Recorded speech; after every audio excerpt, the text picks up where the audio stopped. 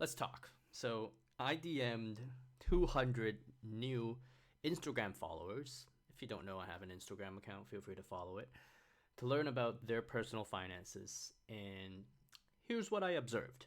Now, I want to start by saying that of the 200 people that I DM'd, 90% to actually 95% did not reply. It's awkward because sometimes I see them and it says seen, but they don't say anything. But it's normal. It's all right. I'll keep asking people and I'll keep trying to learn about their financial situations. Sure, perfectly fine to me. So that means there were about 10 people that replied, that cared about my question. And of those 10 people, 5 started conversations.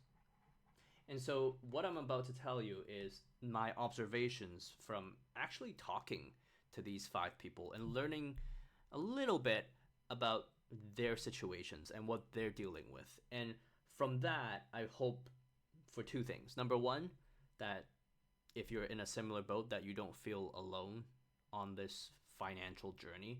And then number 2, well, maybe I can offer you some actionable advice that you can take away and implement in your own life so you improve your financial situation. So the first thing that I observed was consumer debt.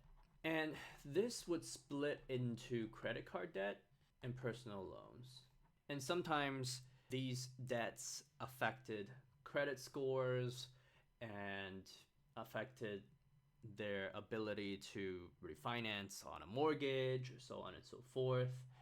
But very often, the people I talked to were paying interest only. And so if you're ever paying interest only on a debt, you're not actually paying the debt off, right? You're not actually decreasing the amount of time it takes to pay the debt off. And so my recommendation is to never really pay interest only. Even if you're going to have to live like you're broke, essentially, to pay more than just interest only. It's just going to be a season in your life if that is your situation. Now, are there ways to consolidate debt and pay less and get on a payment plan? Of course there are, right? But that comes with a credit score requirement. You have to know which vendors to go to get a lower interest loan. And so that's complicated. Maybe we'll get to it another time, but this time I just want to share observations. Number 2, lifestyle inflation. And might I add that this lifestyle inflation is unconscious. And this was quite a surprise to me because growing up, I was taught the value of thrift by my family.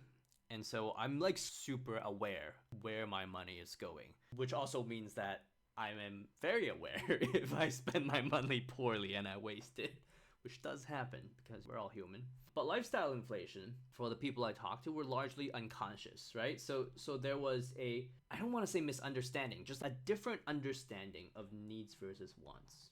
Things that I would frame as wants, a lot of people I talk to think are needs, right? And so they spend money on them. Now, are these wants or needs? Well, what's right? It depends. It's perception, right? If you perceive something as a need, you're gonna buy it, right? Even if you have to go into debt for it. And so Arthur Brooks, a Harvard psychology, talks about happiness. He says that most people think happiness comes from what we have. But the reality is happiness comes from what we have divided by what we want. And so there are 2 ways to become happier. You can have more or you can want less, right? And so 1 is 100% satisfied, right? So this is the ratio we're trying to optimize. And so the more things we think are needs, the more we want. And the more we want and the less we have, the more deprived we feel. And so what do? Well, we buy more, right?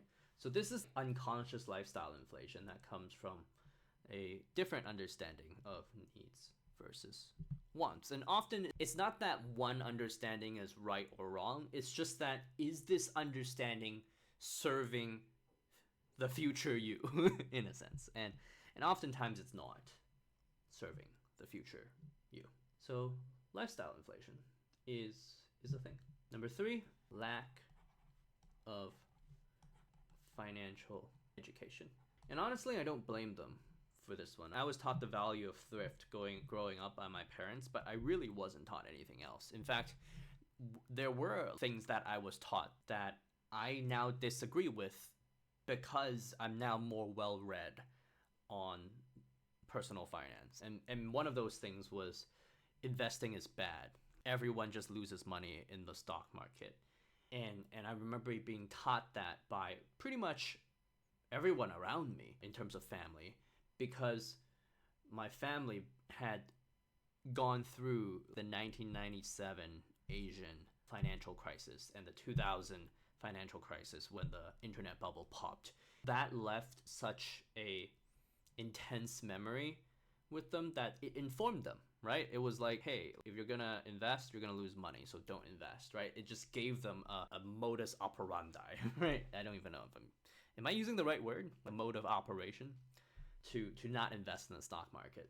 But with the right mindset, with the right time horizon, with the right investments, if you just leave money in the stock market for like 30 years, your money's gonna grow, right? And so like not taking advantage of that would be negligent of me if I really wanted to grow wealth.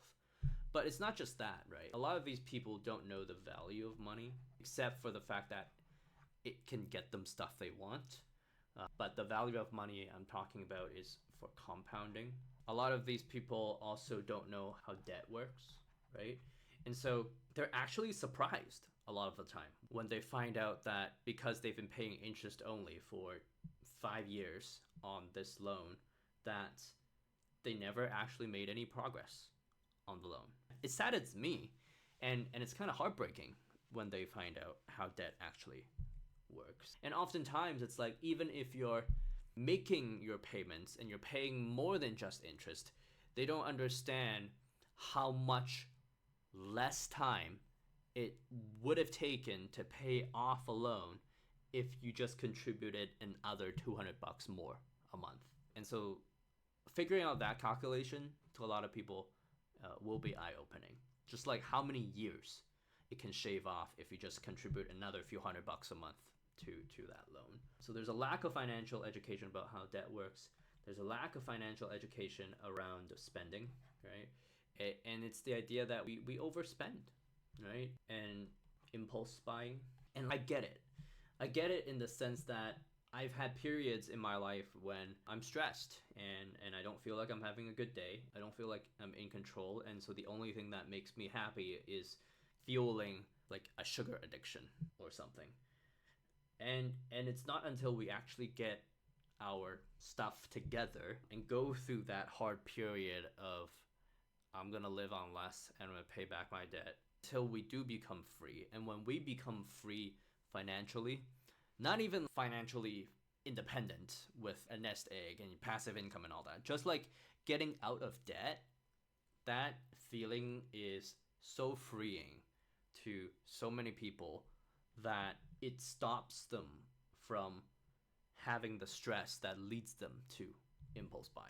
The fourth thing, so we have three things. The fourth thing is how versus who. A lot of the people, well, not a lot, I guess, the 5 people that I talked to were all looking for, how do I get out of debt?